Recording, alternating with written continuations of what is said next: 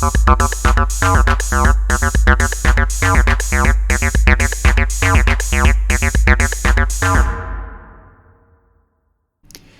voulais présenter quelques principes de base du rigging et à mon avis ça répond à la plupart des questions un peu redondantes qui sont posées sur le sujet quand on commence le rigging. Alors d'abord je voulais distinguer deux grandes familles d'objets. Il y a à mon avis d'une part les objets manufacturés comme les robots, les machines, les coffres, les boîtes, etc. Et de l'autre les objets organiques comme les humains, les animaux, les plantes, etc. Et selon que l'on a affaire à l'un ou l'autre, eh bien en fait, on va parenter de manière différente. Si j'ai affaire à des objets manufacturés, par exemple ce robot, eh bien je peux me retrouver devant deux situations différentes.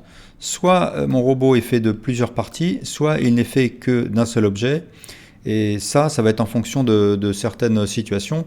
Moi, je préfère avoir affaire à un seul objet, mais on peut se retrouver devant la nécessité d'avoir plusieurs parties. Dans ce cas-là, je sélectionne une partie, je fais un shift, je sélectionne l'armature, je bascule en mode pause en faisant un CTRL tab, je sélectionne le bone avec lequel je souhaite parenter l'objet et je fais un CTRL P et je choisis bone. Et là, si j'anime le bone, eh bien l'objet suivra. Donc là, si je repasse en mode objet, ce que je vois c'est que l'objet tête a bien été parenté au bone head qui fait partie de l'armature. Dans l'onglet modifier, aucun modifier n'a été créé et sous l'onglet Object Data, aucun vertex group n'a été créé. Donc là, c'est vraiment un parentage classique et je vais m'y prendre de la même manière pour toutes les autres parties. Je vais les parenter au bone qui est censé les contrôler. Dans le cas d'un objet qui n'est fait que d'une seule pièce, la situation est différente et je vais m'y prendre autrement. Je vais le sélectionner, je fais un Shift, je sélectionne l'armature et je fais un CTRL P with empty groups. Là, si je sélectionne un bone et que je le passe en mode pause, eh bien, rien ne se passe pour l'instant. Ce que je vois, c'est que mon objet a bien été parenté à l'armature. Sous les modifiers, il y a un modifier armature qui a été créé, qui me permettra plus tard d'assurer que mes bones contrôlent mes vertex group. Et puis, sous l'onglet Object Data, je vois qu'une série de vertex group a été créée automatiquement. Il y en a 4, autant que de bones dans l'armature, et ils portent les mêmes noms que les bones. Et en fait, chaque bone sera capable de contrôler le vertex group qui porte son nom. Mais pour l'instant, comme pour l'instant j'ai parenté avec l'option with empty group, eh bien aucun des vertices de mon objet n'a été attribué à aucun vertex group. Donc mes bones ne peuvent rien contrôler pour l'instant. Donc en fait cette méthode est impeccable pour ce genre d'objet parce qu'elle va me permettre d'attribuer très précisément quel vertex va aller dans quel vertex group. Par exemple pour la tête, eh bien, je sélectionne tous les vertices de la tête et puis je sélectionne la tête et je fais un assign. Et ainsi de suite pour le corps. Je sélectionne les vertices du corps et je les assigne au vertex group qui s'appelle body. Et je termine par les jambes. Voilà. Et là, si je repasse en mode pause et que je bouge mes os, eh bien cette fois-ci, ils vont bouger les vertex group qui portent le même nom qu'eux et tous les vertices associés à ce vertex group. Si j'ai affaire à un objet de type organique, je le sélectionne, je fais un Shift, je sélectionne l'armature et je fais CTRL P with Automatic Weights. Là, ce qui se passe, c'est que si je sélectionne un bone et que je le bouge, eh bien, le mesh va suivre. Alors, ce qui s'est passé, c'est que mon objet a bien été parenté à l'armature.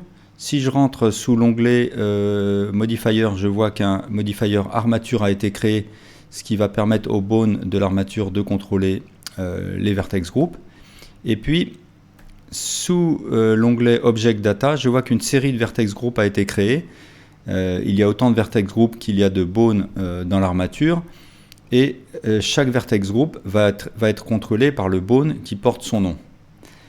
Alors ce que je peux voir si je rentre en mode Edit là et que je sélectionne un vertex, je peux ouvrir le panneau N et là je vais voir à quel vertex group appartient le vertex sélectionné. Par exemple, je vois qu'il appartient au vertex group qui s'appelle chest et il est très influencé par chest puisque la valeur est de 0,7, quelque chose comme ça. Il appartient aussi à d'autres vertex group comme shoulder underscore L et Par contre, shoulder underscore L influence très peu ce vertex. Et ainsi de suite, shoulder underscore R, arm underscore upper underscore R.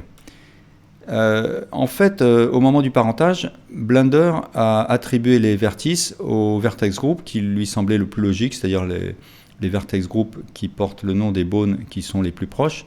Mais moi, je peux juger que ce vertex, par exemple, il n'a pas à faire partie de tous ces vertex group. Donc, en fait, avec ce mode de parentage, Blender va faire au mieux, mais il y a souvent des corrections à apporter par la suite. Donc on peut le faire en partie par le panneau N, mais là on va s'y prendre autrement. Alors je vais commencer par tester mon rigging. Je vais par exemple sélectionner ce bone controller, et si je le déplace, ce que je vois c'est que là j'ai des déformations dans le dos que je ne souhaite pas, parce qu'en fait ce bone contrôle cette chaîne de bone, et sans doute que le vertex group qui est contrôlé par le bras s'étend jusque dans le dos, et donc il faudrait que j'exclue ces vertices-là, les vertices qui sont dans le dos, du vertex group du bras. Donc ce que je vais faire, c'est que je vais sélectionner l'armature, faire un shift, sélectionner le mesh, et avec un contrôle tab, je passe en mode weight paint. Dans le mode weight paint, je vais pouvoir visualiser mes différents vertex group. Donc je vais d'abord m'assurer là avec le menu qu'ils sont en ordre alphabétique. Et puis, je vais par exemple sélectionner la poitrine, chest. Là, ce que je vois, c'est tous les vertices qui appartiennent au vertex group chest sont colorés. Et plus ils ont une couleur proche du rouge-orange, plus l'influence de ce vertex group est importante sur ces vertices.